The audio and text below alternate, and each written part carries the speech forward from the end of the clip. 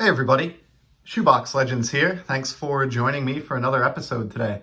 This is going to be a Slab and Gab installment where we look at a graded card or two from my collection and talk about them a little bit. And the theme for today's episode, which is going to be relatively short, have just two slabs to show, is going to be Hall of Fame offensively minded defensemen in the NHL. So I have two cards here of some of the best ever to patrol the blue line in hockey history. They're from the pretty iconic 1984-85 Topps hockey set. And we'll just get to the first one. This is a hometown legend here in New England, Ray Bourque. The 1984 Topps card number 1, first card on the checklist. This design, as I said, has really held up well over the years. Definitely has kind of a throwback feel to 83 or even 63 Topps baseball, where you have the small circular inset portrait photo, and then the larger action photo with a border around it. These cards, as I said, this set is really aged very, very well.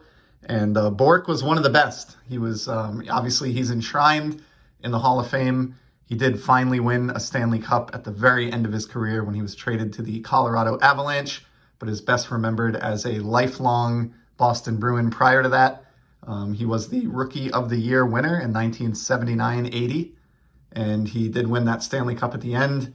Ray was a 19-time All-Star, and he won the Norris Trophy for the best defenseman in the league 5 times during that period. So had very big shoes to fill in kind of taking the reins on the Bruins defense throughout the 80s after, Bobby Orr had kind of raised that bar to a almost impossible to match standard throughout the 60s and 70s for the club.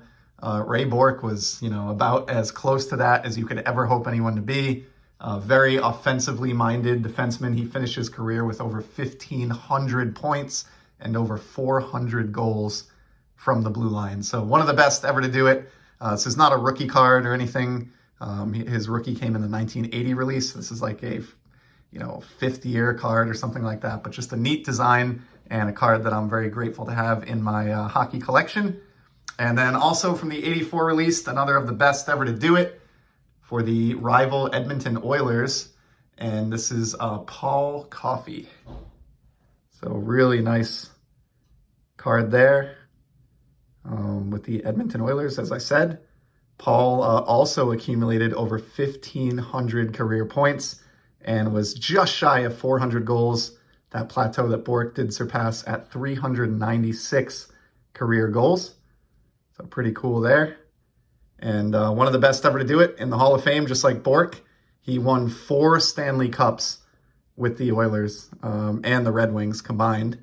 And he was an 8-time All-Star and won 3 Norris trophies. Here's a look at the back. I didn't show the backs when I showed the Bourque card. But pretty creative for the time. Obviously, this is an era where Topps was using plain cardboard backs. They weren't printing, full color or photos on the back or anything like that. But I like the simple hockey stick blade design with the Topps logo here. Nice write-up. You get your career stats, some essentials, and it's laid out in a way that's very pleasing to the eye. Easy to read the card number and sort these. And so it's very easy looking at these to see why this set has generally held up even better than a lot of other 80s hockey products. I think, particularly the tie to 83 Topps baseball, which I mentioned, probably goes a long way with a lot of collectors design-wise. This is not an expensive set.